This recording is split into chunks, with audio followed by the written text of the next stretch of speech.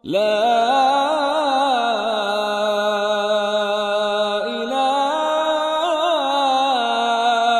إلا الله.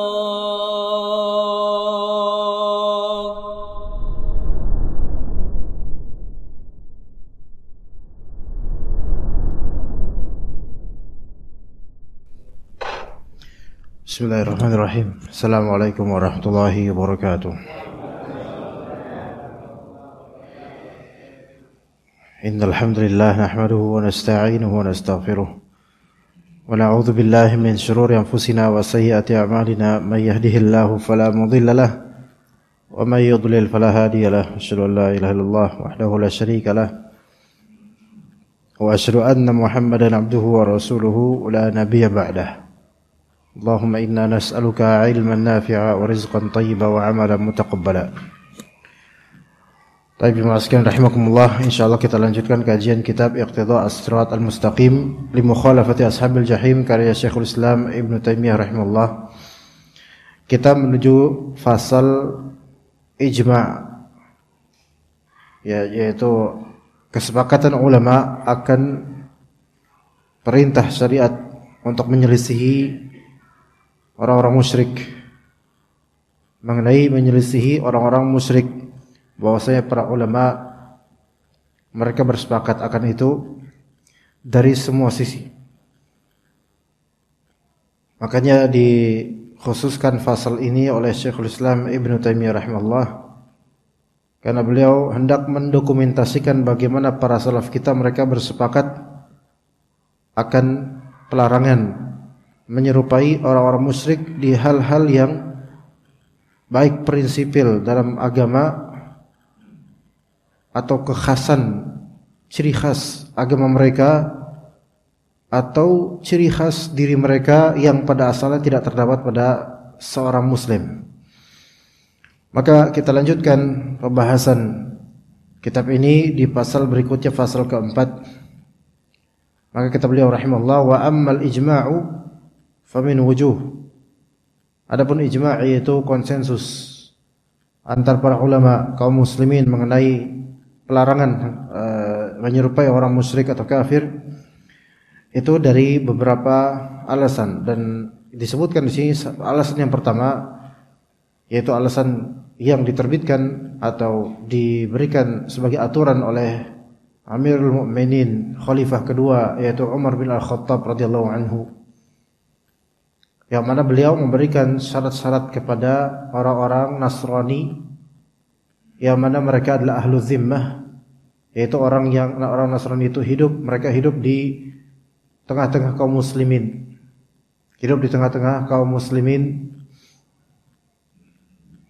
di negara-negara Islam, yang maksudnya dikepalai oleh orang-orang Islam dari pemerintah kaum muslimin. Maka ada istilah namanya ahlu zimmah, yaitu orang yang memiliki zimmah, yaitu tanggungan yang ditanggung oleh kaum muslimin karena mereka membayar upeti tinggal di daerah kekuasaan kaum muslimin. Ya tentu orang-orang Nasrani ketika itu mereka minoritas di negara-negara muslim, dan mereka harus taat, tunduk dan patuh akan peraturan negara-negara Islam. Juga mereka membayar jizyah, yaitu semacam upeti atau pajak untuk negara dalam menjamin keamanan dan kenyamanan hidup mereka. Dan mereka diberikan hak, yakni hak berkewargaan, dan juga bahkan hak untuk beribadah di tempat masing-masing dengan pembatasan yang diatur oleh pemimpin muslim ketika itu. Maka dikatakan oleh Syekhul Islam Ibnu Taimiyah rahimahullah, min dzalika anna amira al-mu'minin Umar fi as-sahabati radhiyallahu anhum thumma 'ammatal a'immati ba'dah.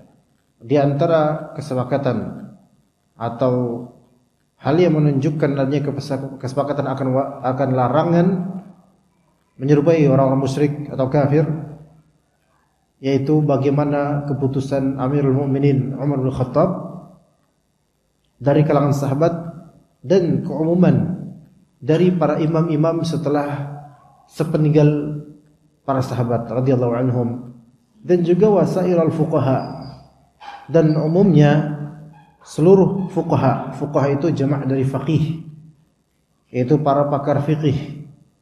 Para pakar fikih ja'alu fi syurutil masyrutati ala ahli dhimmati minan nasara wa ghairihim.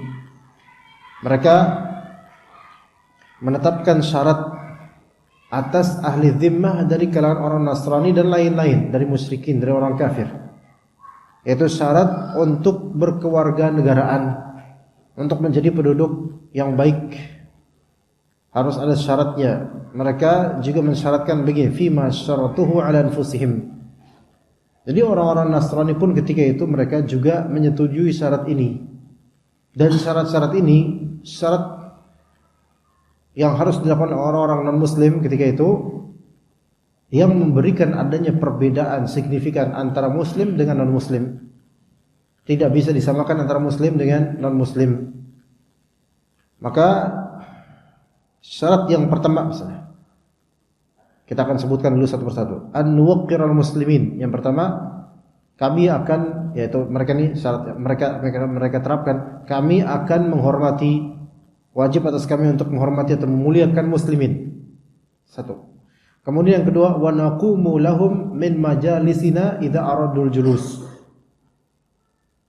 Dan kami akan, yaitu orang Nasrani dan musyrikin, kami akan berdiri dalam majlis bila kaum muslimin ingin duduk. Jadi ketika ada muslimin ingin duduk, kami akan berdiri, mempersilahkan untuk duduk, menghormati kaum muslimin. Dua. Kemudian wala nashtabiha bihim fi syai'. Yang ketiga, yaitu kami tidak akan meniru sesuatu pun dari kaum muslimin. Kami tidak akan menyerupai sesuatu pun dari kaum muslimin min libasihim, dari pakaian mereka. Yaitu dari segi apa? Beberapa hal disebutkan di sini. Qalan suwah, peci. Peci ini qalan sun ikut peci. Yaitu kami tidak akan meniru kaum muslimin dari segi peci. Kemudian imamah, sorban. Kemudian na'lain, yaitu sepasang sendal. Kemudian atau yang berikutnya au farqi sya'rin, atau belahan rambut. Belahan rambut nanti kita bahas insyaallah. Yang ketiga. Yang keempat, wala natakallamu bikalamihim. Kemudian kami tidak berbicara dengan ucapan mereka, yaitu perbincangan orang-orang muslim kita tidak membincangkannya. Ya. Kemudian yang kelima, wala naktani bikunahum, dan kami tidak mengambil kunyah dengan kunyah mereka. Apa itu kunyah? Semisal julukan. Nanti insyaallah kita sebutkan. Kita tidak akan membuat julukan abu atau ummu fulan atau fulana seperti julukan yang mereka pakai, kaum muslim pakai, untuk membedakan mana yang muslim mana yang bukan.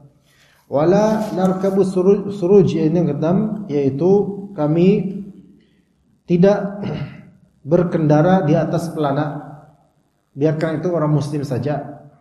Kemudian yang ketujuh, wala nataqalladus suyuf, dan kami tidak akan menyandang pedang ketika kami berjalan di tengah-tengah orang. Jadi kami tidak akan membawa pedang ketika lagi jalan di tengah masyarakat, tidak. Kemudian yang kedelapan, wala nattakhidha syai'an minas silah. Kami tidak akan membuat atau membawa, wala nattakhidha, tidak akan membuat sesuatu pun dari senjata, wala nahmilah, dan kami tidak akan membawa senjata ketika jalan kemanapun di negeri muslim. Yang kesembilan, wala nanqusha khawatimana bil arabiyah. Kami tidak akan mengukir cincin kami dengan bahasa Arab. Tidak akan mengukir cincin kami dengan bahasa Arab, untuk membedakan yang mana yang muslim mana bukan. Wala nabi'al khumur. Kami tidak akan apa? Tidak akan menjual khamr. Kemudian wa an nujizza maqadim ru'usina. Kami akan memotong rambut bagian depan. Kami akan memotong rambut bagian depan. enggak dijambulin. Kemudian wa annal zama zainan haitsu makan. Dan kami akan selalu berusaha mengenakan pakaian ahlu zimmah dimanapun kami berada. Jadi untuk menunjukkan pakaian ini, oh ini orang Nasrani ini, jadi kita bukan Muslim gitu. Wa anna shudda zananira ala awsatina, dan kami akan mengencangkan ikat pinggang.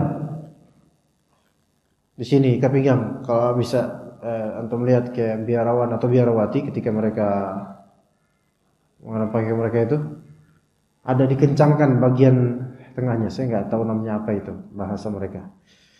Wa alla nudhhira as-saliba ala kanaisina, dan kami tidak akan menampakkan salib di gereja-gereja kami. Wala nudhhira saliban wala kutuban fi syai'in min turuqil muslimin, dan kami tidak akan menampakkan salib dan ajaran agama di jalanan maupun di pasar kaum muslimin, min turuqil muslimin wala aswaqihim. Itu yang keberapa saya tadi ingat, 11 atau 12 ya. Yang ke mungkin sekian belas, wala nadriba binawaqisina fi kanaisina illa darban khafiyya, dan kami tidak akan membunyikan lonceng di gereja kecuali dengan suara pelan. Tidak akan membunyikan lonceng naqus, yaitu semacam lonceng di gereja kami, kecuali darban khafiyya, yaitu dengan pukulan yang ringan sehingga suaranya itu tidak begitu nyaring. Wala narfa'a aswatina ma'a mautana, dan kami tidak akan meninggikan suara ketika mengiringi jenazah. Ya, wala nudhhiran nirana ma'ahum fi syai'in min turuqil muslimin, dan kami tidak akan menyalakan api untuk mengiringi mereka di jalan kaum muslimin manapun. Ketika ada yang mati, mereka kadang mengiringi dengan api, ya, kemudian peti matinya dibawa sampai ke kuburan gitu. Kami tidak akan menampakkan suara yang tinggi ketika mengiringi kematian mayit, dan juga tidak akan membakar obor-obor dan semisalnya, menyalakan api ketika mengiringi jenazah itu. Taib, dalam riwayat lain yang diriwayatkan Al-Khallal, kita baca lagi. Al-Khallal, wa an la nadriba binawaqisina illa darban khafiyya fi jawfi kanaisina, yaitu kami tidak membunyikan lonceng kecuali dengan pelan, dengan pukulan yang pelan, dengan pukulan yang pelan di gereja-gereja kami, dalam gereja kami itu pula, ya, tidak dizahirkan keluar. Wala nuzhiru 'alaiha saliban, dan kami tidak akan menampakkan salib di gereja. Wala narfa'a aswatina fi shalah, dan kami tidak akan mengeraskan suara dalam ibadah kami. Jadi salat versi mereka tidak akan mereka tampakkan suaranya keluar. Walal qira'ata fi kanaisina, dan tidak pula kami akan mengangkat suara bacaan kami di gereja-gereja kami, fima yahduruhul muslimun, yaitu jika ada kaum muslim di sana, kami tidak akan mengangkat suara bacaan mereka, ya, ketika beribadah. Wa an la nukhrija saliba, dan kami tidak akan mengeluarkan salib, menunjukkan salib, wala kitaban, dan juga tidak akan menunjukkan kitab kami fi suqil muslimin, di pasar kaum muslimin. Wa an la nukhrija ba'uthan, wal ba'uth yakhrujuna yajtami'una kama yakhruju yawmal adha wal fitr wala sya'anina. Kami juga tidak akan keluar untuk ba'uth atau tidak pula sya'anin. Ba'uth itu keluar untuk berkumpul seperti kaum muslimin yang keluar ketika Idul Fitri dan Idul Adha. Ya, kami tidak akan melakukan seperti itu. Demikian juga dengan sya'anin, yang disebut juga di sini diterjemahkan Minggu Palma atau semisalnya, wallahu a'lam. Ya, kemudian wala narfa'a aswatina ma'a mautana, kami tidak akan mengangkat suara-suara kami ketika mengiringi jenazah. Wala nudhhiran nirana ma'ahum fi aswaqil muslimin, kami tidak akan menyalakan api saat mengiringi jenazah di pasar kaum muslimin. Kemudian wa an la nujawirahum bil khanazir. Kami tidak akan menyandingkan mereka kaum muslimin dengan babi. Yaitu maksudnya adalah disebutkan di sini bahwa artinya tidak membawa binatang itu saat berdekatan dengan kaum muslimin, yaitu ketika mereka bertetangga dengan muslim. Kalau tetangganya muslimin, maka mereka tidak akan ada pada rumah mereka babi, ya. Karena orang-orang Nasrani itu banyak yang suka dengan babi, ya. Wala nabi'ul khumur, kami tidak akan menjual khamar ila an qala, sampai berkata wa annal zamazainan haitsu ma kunna, yaitu kami akan mengenakan pakaian kami dimanapun kami berada untuk menunjukkan bahwasanya kami itu bukan muslim. Wa an la nashtabiha bil muslimina fi lubsi qalansuwatin wala imamatin wala na'laini wala farq sya'rin. Dan kami tidak akan menyerupai gaya kaum muslimin dalam mengenakan peci, sorban, sendal, belahan rambut.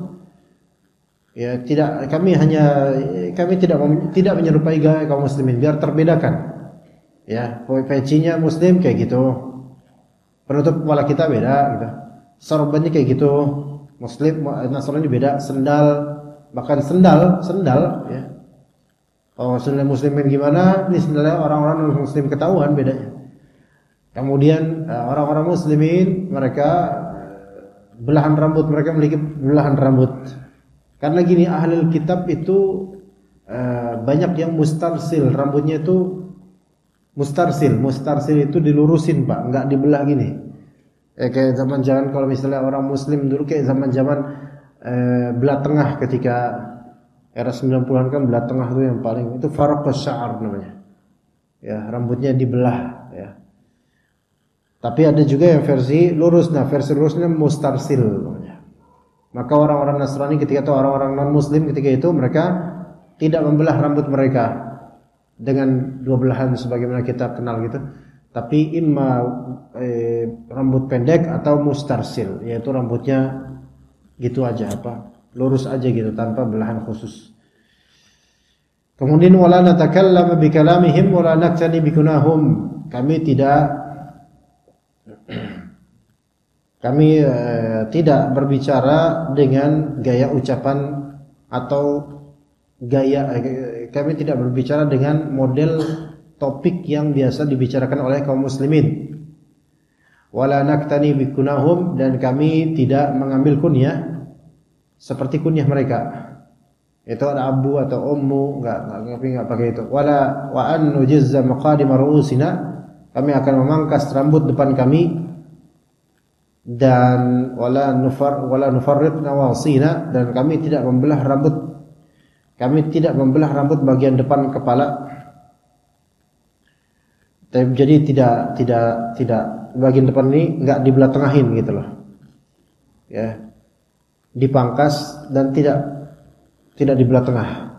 Kami kemudian wa nashuddud zananir ala awsatina, kami akan mengikatkan sabuk di pinggang kami. Dikatakan oleh Syekh Muhammad bin Shalih Al-Utsaimin rahimahullah, ya maknanya syarat-syarat ini, semua yang disebut ini seolah-olah cuma mimpi gitu loh. Kalau kita lihat di zaman sekarang, ini semua syarat dari siapa? Dari Umar bin Al-Khattab radhiyallahu anhu. Dan Umar bin Al-Khattab itu ketegasan beliau luar biasa, sehingga memberikan syarat-syarat seperti ini kepada orang Nasrani terutama. Itu Umar radhiyallahu anhu berani beliau. Ya, karena ketegasannya. Dan memang selain tegas, beliau juga ya tentu memiliki iman yang tinggi. Orang kalau misalnya iman tinggi, maksiat sedikit, itu keberaniannya itu bertambah untuk hal yang ma'ruf dan mencegah yang munkar. Dan para imam setelahnya, yaitu para ulama, para pemimpin muslim yang taat, itu mereka mengikuti jejak Umar bin Khattab ketika menguasai dan memerintah negara-negara Islam, yang di negara itu ada warga-warga non-muslim, memiliki ketegasan. Tapi kalau dipikir-pikir, ya kenapa penguasa di zaman kaum muslimin sekarang dimanapun, kenapa para penguasa dimanapun ini, bukan hanya di Indonesia atau di mana, dimanapun penguasa muslim yang beragama Islam, kenapa tidak bisa sekuat ini dan sekuat ini dalam memberikan peraturan dan tetap memberikan hak-hak yang bagus dan baik kepada non-muslim di negara mereka. Kenapa? Ya karena tidak ada yang seperti Umar dan seperti ulama-ulama atau penguasa-penguasa setelah Umar bin Khattab di zaman itu. Karena banyak dosa kita ini. Karena banyaknya dosa dan kepentingan dunia dan mengejar kursi pemerintahan demi kepentingan dunia. Ya makanya peraturan-peraturan seperti ini itu tidak mungkin berlaku. Karena jangankan mau diberlakukan, wong sebelum menjabat saja maka sudah memakai pinjaman tangan dari orang-orang kafir. Maka bagaimana mungkin setelah menjadi penguasa kemudian menerapkan hal-hal seperti ini? Enggak mungkin, sangat enggak mungkin. Ya. Maka kata Syekh Utsaimin rahimahullah, dimaksudkan para imam di sini bukan imam dalam agama, tetapi imam dalam artian pemimpin pemerintahan. Karena imam dalam Islam ada beberapa maksud, dan semua dari imam tersebut ada hukum-hukum fikih dan penjelasan fikih mengenainya. Ada imam dalam solat. Nah, imam dalam solat ini ada hukum fikih berkaitan dengan keimaman, ada sendiri dan masjid dan jemaah dan makmum. Kemudian ada imam dari segi pernikahan, yaitu suami, pemimpin rumah tangga yang berkewajiban untuk menafkahi zahir dan batin dan mendidik istri dan anaknya. Ini imam ada fikihnya sendiri di kitabun nikah, bukan kitabus shalah lagi. Kemudian ada imam dari segi pemerintahan. Maka ini udah masuk hukum tata negara dan ada fikihnya biasa, dan tentu ada fikihnya tentang masalah ini, dari masalah pencalonan imam, pengangkatan imam dan seterusnya, itu semua ada fikihnya. Udah itu 3 tuh. Dan yang keempat, imam dari segi yakni ilmu. Imam dari segi ilmu yang disebut sebagai ulama. Maka yang seperti ini juga ada fikih tersendirinya. Nah, imam yaitu pemimpin, penguasa, presiden, ketika itu banyak mereka mengikuti langkah Umar bin Khattab terhadap sikapnya terhadap non-muslim yang menjadi warganya. Akan tapi kapankah hal itu terjadi?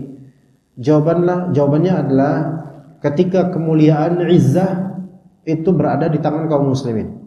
Ketika kaum muslimin kuat dan mulia dengan agama mereka, itu baru hal ini bisa dijadikan sebagai peraturan negara yang disetujui oleh muslimin dan juga non-muslim. Adapun setelah mereka tidak merasa mulia dengan agamanya, setelah mereka maksudnya muslimin itu tidak bangga dengan agamanya, tidak mengamalkan agamanya, malah minder dan tidak pede dengan agamanya, dengan syariatnya, maka banyak dari mereka wala'iyadzubillah malah justru kebalikan mengikuti apa yang ada pada agama lain.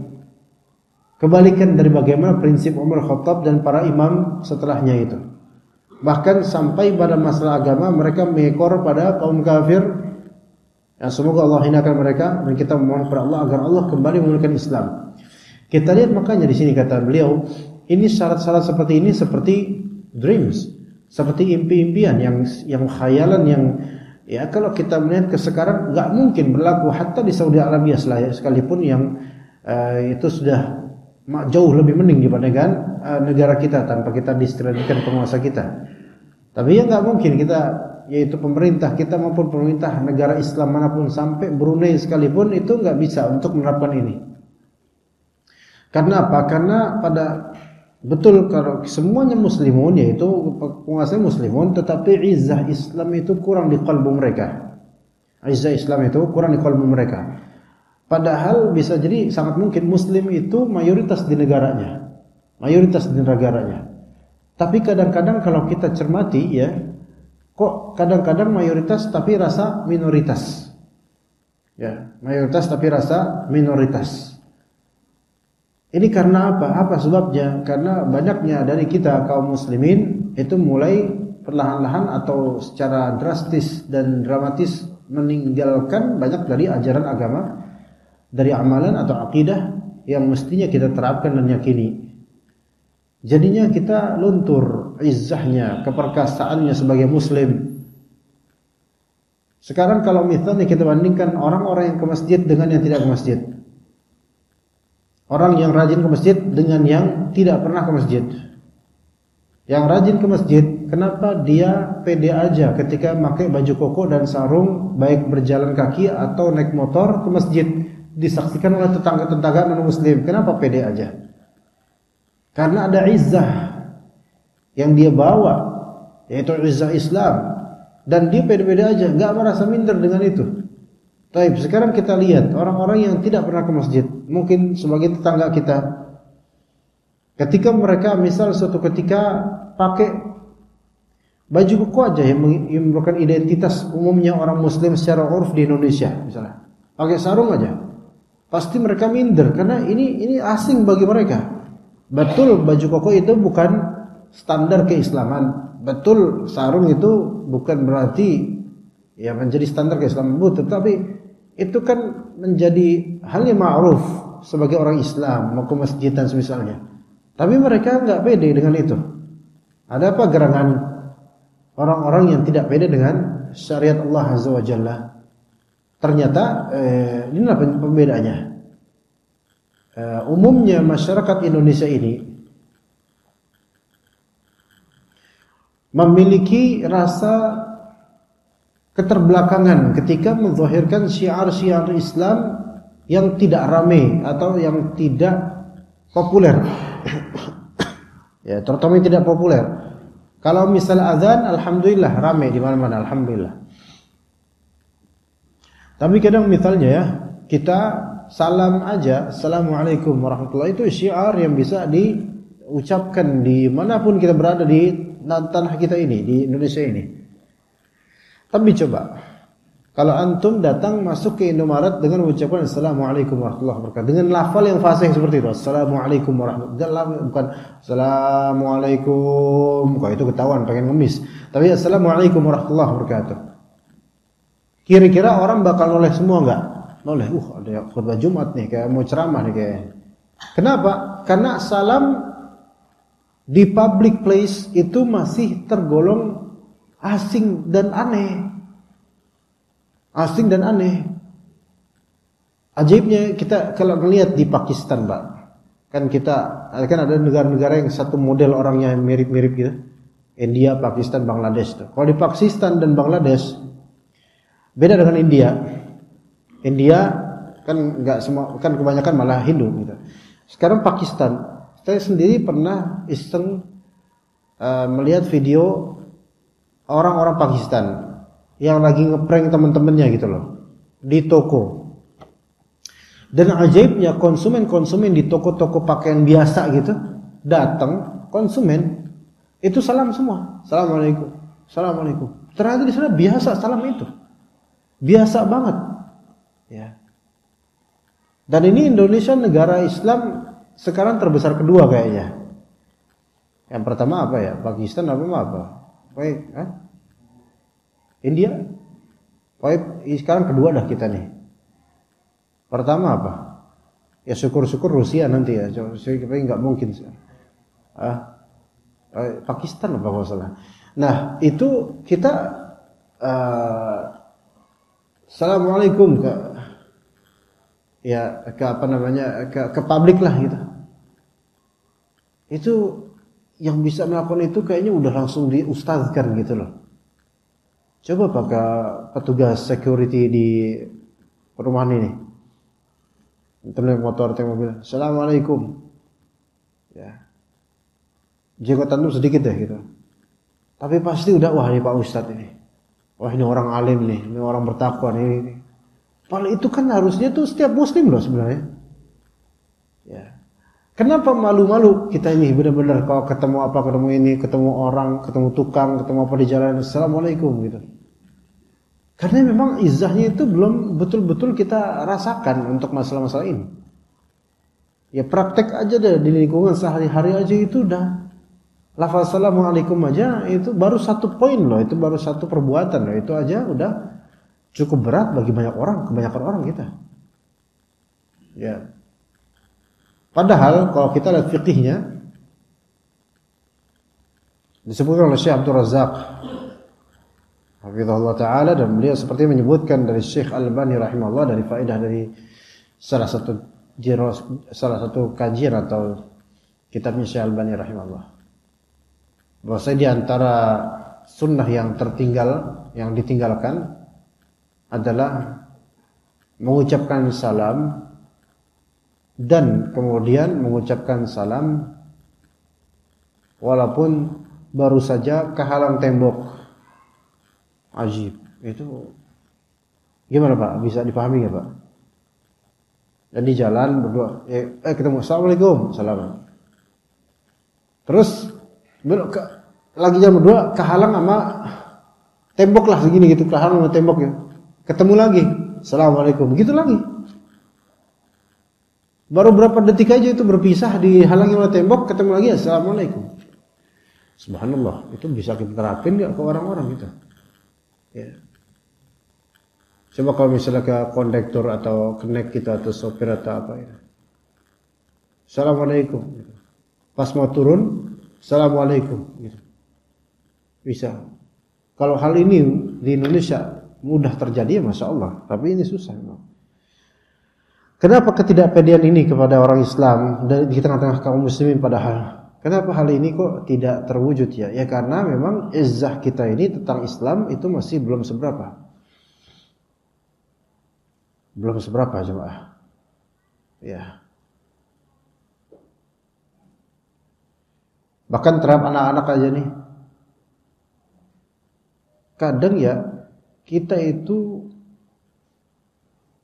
enggak amar ma'ruf nahi munkar kepada anak-anak kecil ini dengan alasan, bukan alasan agama, dengan alasan itu mah urusan bapaknya. Saya kan bukan orang tua, ntar saya diapa-apain lagi bapaknya, marah lagi bapaknya. Misal ada anak sini, anak-anak kecil ini, misal ada yang ngomong jorok. Banyak dari bapak-bapak di Indonesia ini ya, baik dengar anak kecil ngomong jorok, dia cuma bisa geleng. Anak zaman sekarang sambil ngelus dada. Apakah dengan geleng-geleng kemudian mensuarakan cek cek cek cek cek, kemudian anak zaman sekarang sambil ngelus dada, apakah itu akan mengubah sesuatu? Enggak bakal. Anak zaman sekarang sambil tambah lagi ya, kelima menghela nafas, geleng satu, mengucapkan cek cek cek cek, kemudian mendeskripsikan anak zaman sekarang, kemudian geleng-geleng dan mengelus dada. 5 perbuatan tersebut apakah will change something? Enggak ada satupun hal yang berubah. Tapi coba kalau ditinggalkan 5 itu dan kita bilang, nah, enggak boleh ngomong jorok seperti itu, takut kamu sama Allah. Apakah itu akan mengubah sesuatu? Akan mengubah sesuatu.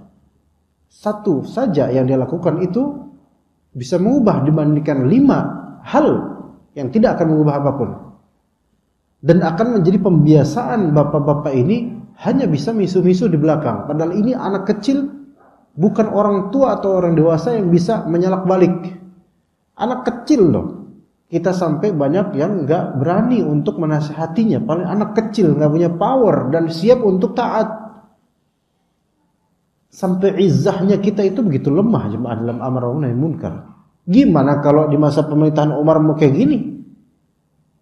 Jangankan ke orang musyrik atau orang kafir diberikan syarat-syarat yang sehebat ini. Lah kita kepada anak kecil, anak tetangga kita aja, padahal dia jelas-jelas ngomong jorok, yang kita nggak bakal ridho kalau anak kita ngomong kayak gitu. Itu aja kita nggak ada kecemburuan bahwa saya ini dia muslim, anaknya muslim, saya berhak untuk nasihatin dia. Nggak ada pikiran gitu, melainkan kids zaman now. Apa artinya kids zaman now lafal-lafal seperti itu? Nggak ada artinya. Makanya kalau misalnya ada jemaah di Hidayatul Muslim, ini apa ya? Baitur Rahim.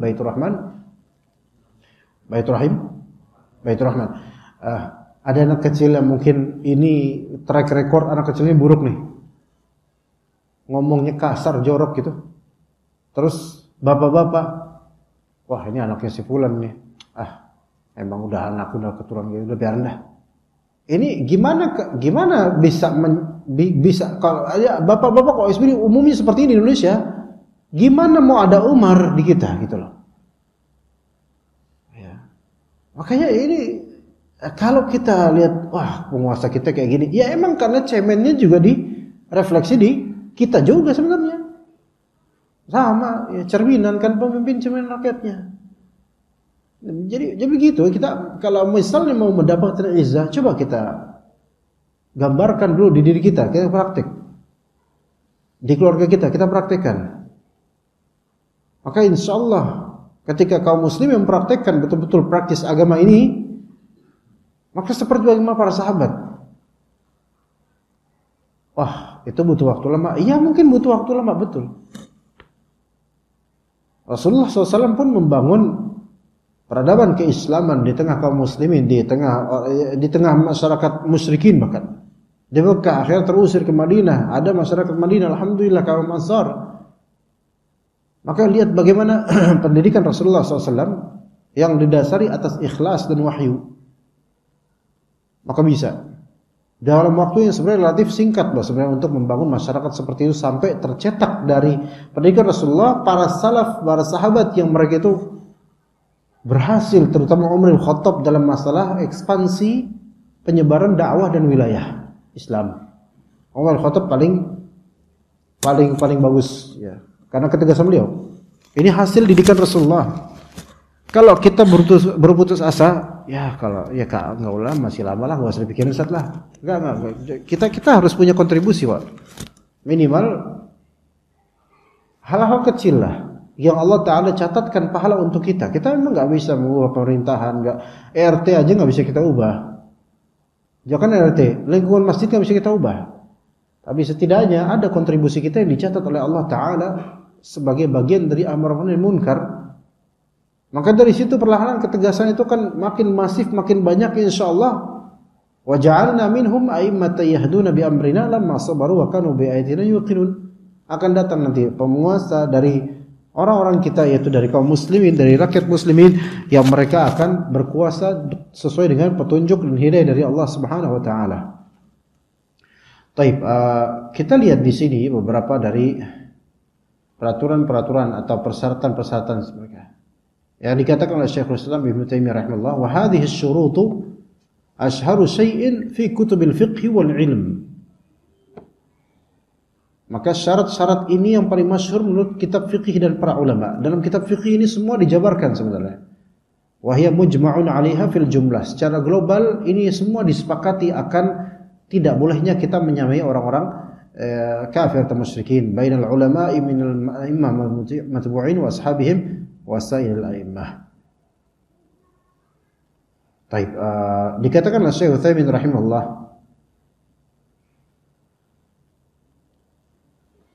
tadi kita lihat beberapa dari banyaknya persyaratan yang dilakukan oleh, yang dituturkan atau klausulkan oleh Amirul Mukminin Umar bin Khattab. Banyak tadi. Ya, wajib atas orang non-muslim untuk memuliakan muslimin. Wajib atas non-muslim ketika ada muslim pengen duduk, silakan mereka duduk. Dan enggak boleh seorang non-muslim itu ada keserupaan dengan muslimin di Qolansuah, peci, songkok. Ini sekarang adalah songkok nasional, Pak. Taib, apakah kenapa sekarang jadi songkok nasional? Ya enggak masalah, ini enggak masalah. Oke, silahkan. Tapi ini adalah salah satu usaha. Sebenarnya belakangan ini memang di Indonesia ini diusahakan supaya non-muslim ini mereka mendapatkan equality dari segi treatment dan juga penampilan.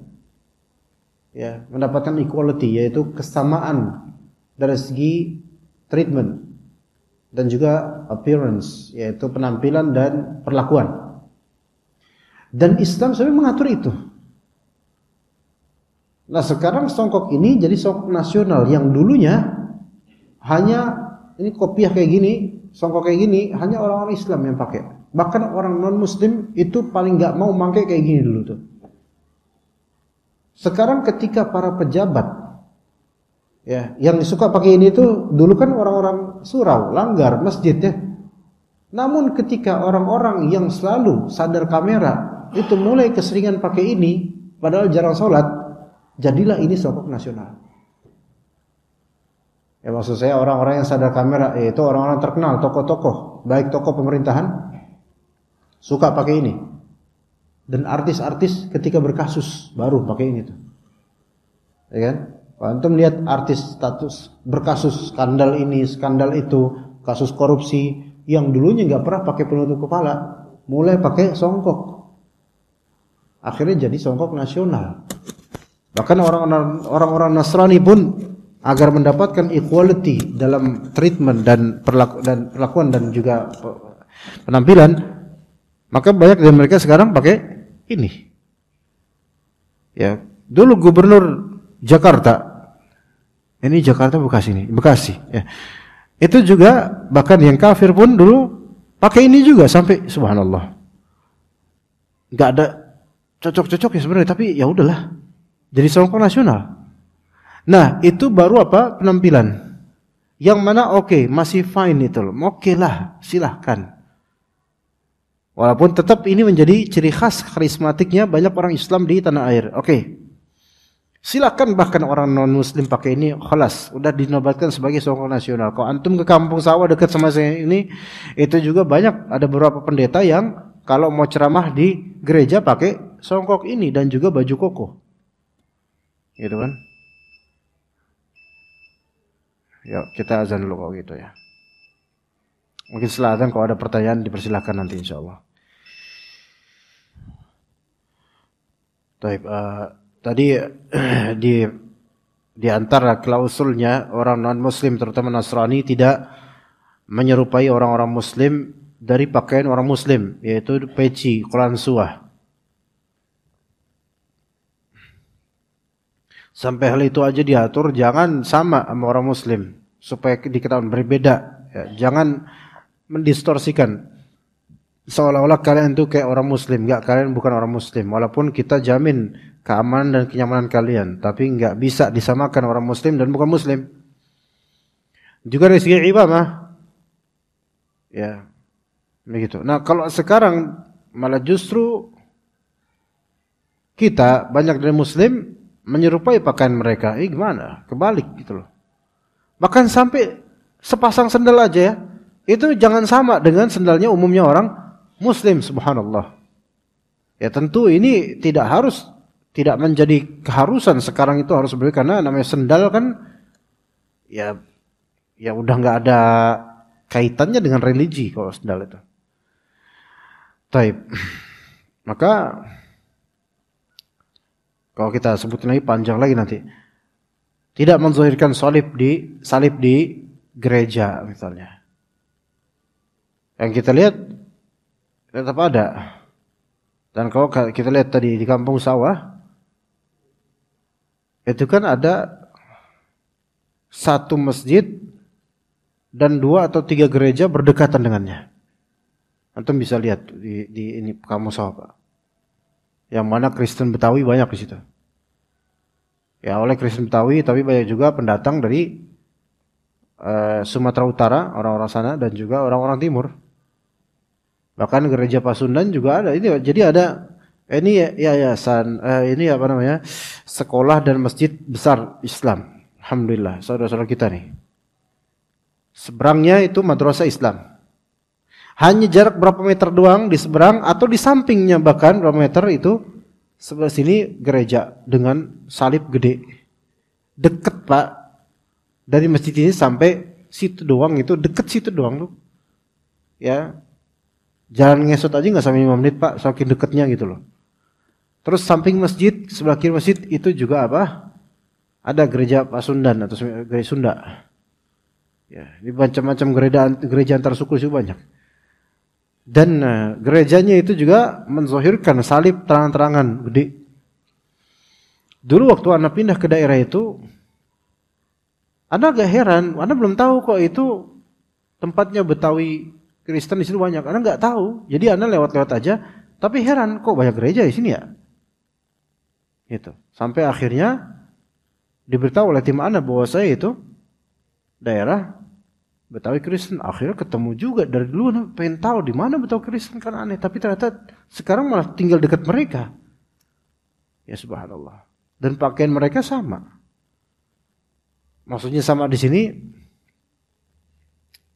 Ya pendetanya juga pakai songkok gitu loh. Dan kalau ada misa atau ada hari raya mereka, Natal mereka, beberapa anak Betawi Muslim di situ atau bapak Muslim itu juga ikutan ke gereja. Jadi ini yang kalau ada contoh toleransi kebablasan yang paling bagus sampelnya di Kampung Sawah ini. Kebangetan. Kemudian betul kalau misalnya ada masjid lagi Idul Fitri, Idul Adha, itu orang-orang Nasrani bakal ikutan ngejaga. Itu terjadi di Kampung Sawah. Seharusnya izzah Islam itu berlaku. Ente nggak usah ngejain kita. Harusnya begitu. Ya, nggak usah. Toleransi bukan gini. Karena apa? Ketika mereka menjaga lebaran kita punya hutang pada mereka gitu loh. Izzah itu adalah ketika kita nggak punya hutang budi pada orang, gitu loh. Nah ini ketika lebaran Idul Adha, Idul Fitri dijaga. Padahal nggak ada yang mau ngapa-ngapain. Cuman karena mereka tuh pengen apa? Pengen menzahirkan toleransi versi mereka. Enggak, kalau toleran lakum dinukum waliyadillah. Enggak usah ikut campur sama agama kita. Kecuali kalau emang ada teroris atau apa mungkin bisa lah. Tapi ini enggak ada apa-apa, ngejaga supaya apa? Supaya mereka dapat feedback untuk dijaga. Ketika mereka merayakan ini itu. Ya begitu, Mas kalian. Izzah Islam itu beda dengan mazhab Khawarij. Kita itu menjalankan agama sesuai sunnah Nabi SAW. Itu tidak sama sekali dengan bagaimana Khawarij yang jangankan orang non-muslim. Orang muslim aja dikafirin sama Khawarij. Dan bisa dibunuh. Bahkan sampai ada seorang anak, kata Syekh Abdul Razak dalam suatu kajian Mukhtasar Sahih Muslim, saking salah dalam mencari guru dan mendapatkan dan memeluk madhab Khawarij, setelah dia belajar, dia pulang ke rumah dan membunuh ibunya yang sedang berpuasa dan sholat. Karena menganggap ibunya kafir. Na'udzubillah min dzalik. Kita ketika mengikuti sunnah Nabi SAW akan dituduh ekstremis oleh orang-orang. Dituduh seperti Khawarij, padahal enggak, wallah. Kalau iman kita lillahi ta'ala benar, kemudian kita mengikuti sunnah Nabi SAW, kita memiliki toleransi beragama terhadap orang-orang kafir dengan kadar yang sesuai syariat.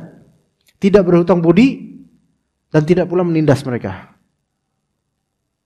Maka ketika di Andalus ya dengan distrik-distrik cabangnya seperti Ishbilia, Granada dan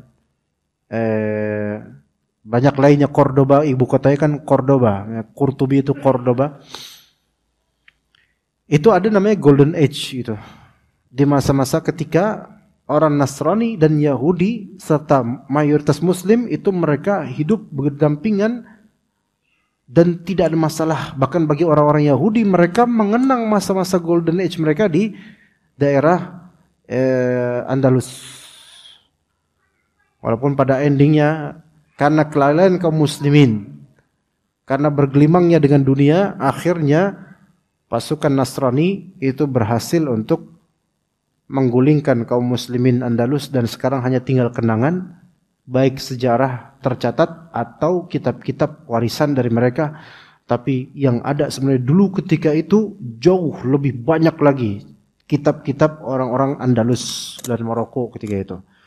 Maka Ibnu Hazm, yaitu ulama Andalus yang beliau bermadzhab zahir dari segi fikih, itu sebenarnya telah mencetak atau menerbitkan literatur dan karya-karya yang sangat banyak.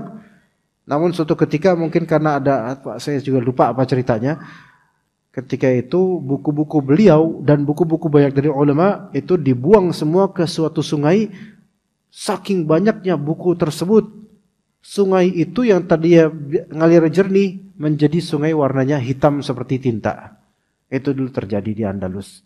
Itu peradaban yang luar biasa. Dengan keilmuan syariat. Mereka bukan khawarij, bukan ekstremis. Pakai ilmu. Tapi ya itu yang terjadi khalas ketika mulai lalai generasi kemudian. Ya. Karena setiap generasi emas itu yang sebelumnya sudah berjuang, pendidikan untuk generasi berikutnya kurang. Akhirnya generasi berikutnya itu menghancurkan generasi emas itu. Kayak generasi boomer seperti sebagian bapak di sini, dan generasi milenial seperti sebagian bapak di sini, itu sudah generasi yang dulu susah payah membangun rumah tangga, membangun ekonomi yang bagus, kemapanan, keilmuan, tapi karena nggak mau anaknya susah, akhirnya anaknya dimanjain. Sekarang kira anak yang ngancurin usaha bapaknya. Makanya banyak Gen Z itu agak lemah gitu loh. Agak lemah sejujurnya. Karena apa? Bukan karena salah Gen Z ini, salah siapa? Ya orang tuanya. Yang cuma bisa bilang anak zaman sekarang sambil mustada. Ngeliat yang bandel, anak zaman sekarang. Ngeliat gitu. Itu terjadi juga di Andalus seperti itu. Di mana-mana itu. Jadi harus belajar kita dari hal ini. Baik, nggak ada pertanyaan kan Pak ya? Nggak ada ya sepertinya. Kita cukup sampai sini insyaallah. Semoga yang sedikit yang bermanfaat untuk anak dan juga jemaah sekalian rahimakumullah. Barakallahu fikum jami'an. Wa sallallahu ala nabiyyina Muhammad wa ala alihi wa sahbihi ajma'in. Subhanakallahumma bihamdika asyhadu an la ilaha illa anta astaghfiruka wa atubu ilaik. Wassalamualaikum warahmatullahi wabarakatuh.